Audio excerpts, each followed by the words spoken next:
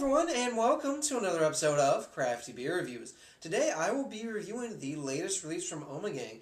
This is the next part in the HBO Game of Thrones beer series. This is Valar Morghulis. I had a little bit of help from my wife saying that because I did not know how in the hell to pronounce that. She's a big Game of Thrones fan. I like to watch the show too, but not nearly as much as she does, so definitely had to have some help pronouncing it.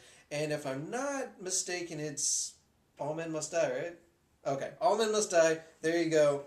That's what it means, and very cool stuff. Yeah, so the interesting thing about this beer is that it was actually chosen by fans through a Facebook poll. So they had this, which is a double, and then they also had two quads, maybe a triple, because I think it was 4 beers. I voted for one of the quads. Didn't obviously win. Of course, I think everyone was just, going off the name. Since it was a Facebook fan page poll. But yeah, really cool stuff. It's a really fresh bottle. It came out on October 1st. Today is October 4th. So yeah, super duper fresh. I'm hoping that this one is going to be a little bit better than the other entries in the series because so far they've all been pretty mediocre. But you know what? We're going to go ahead and check this one out. Let's go ahead and see what the aroma. Okay, so it smells pretty traditional. Right up front, I'm definitely getting this yeasty note. I'm definitely getting caramel and kind of toffee sweetness. It's kind of a sugary note. It's almost like a molasses type of sugary note. I believe they're using Belgian candy sugar in this. I'm not 100% sure, but I believe they are. Definitely getting some fruity notes. I get a little bit of kind of a subtle cherry note. I'm definitely getting raisin in there. A lot of raisin, as a matter of fact.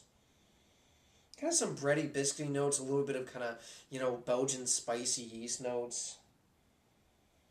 Yeah, all in all, it smells like a pretty nice beer so far. Alright guys, let's go ahead, take our first sip.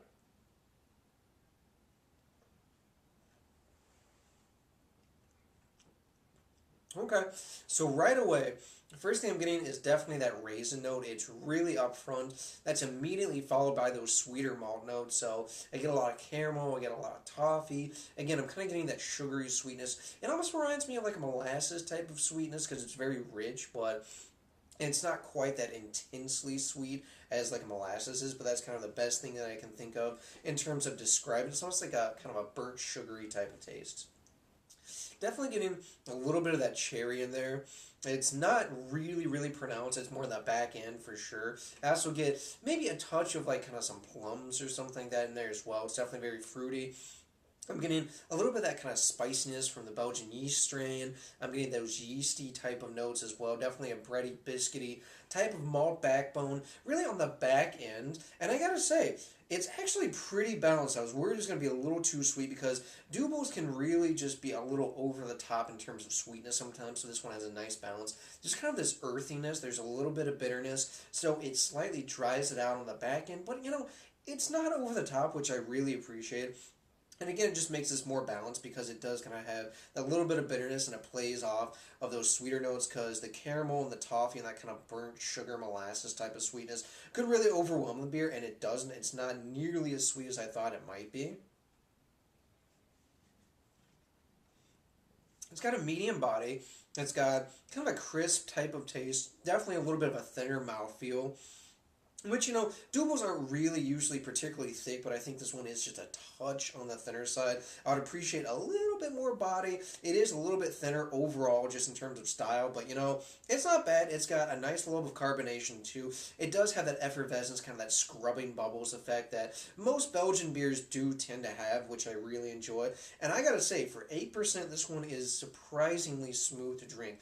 I really didn't smell the alcohol. I could taste just a little bit, and I definitely get a warmth as it goes down. But yeah, for 8%, very smooth, very well hidden.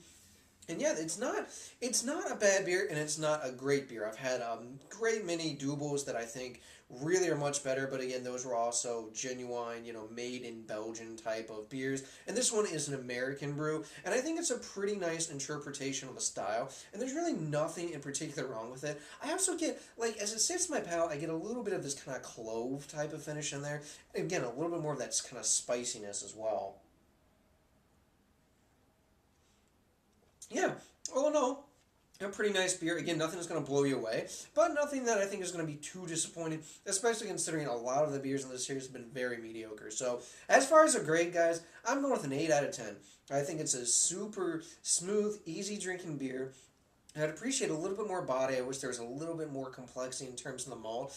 But the fruitiness, the yeast notes, the kind of sweeter malt notes, and that little bit of earthy bitterness really helped just make this be a nice, easy drinking beer. And I think, since a lot of people probably pick these up because they're fans of the show, hopefully this will be one that just introduces people to a double, and then maybe they'll go and try other doubles, and maybe they'll expand into triples, quads, saisons, etc. So that'd be really cool, and hopefully that will be the case. All right, guys, that does it for this beer review. Please remember to rate, comment, and subscribe. And remember, I hope whatever you're doing involves good craft beer. See ya.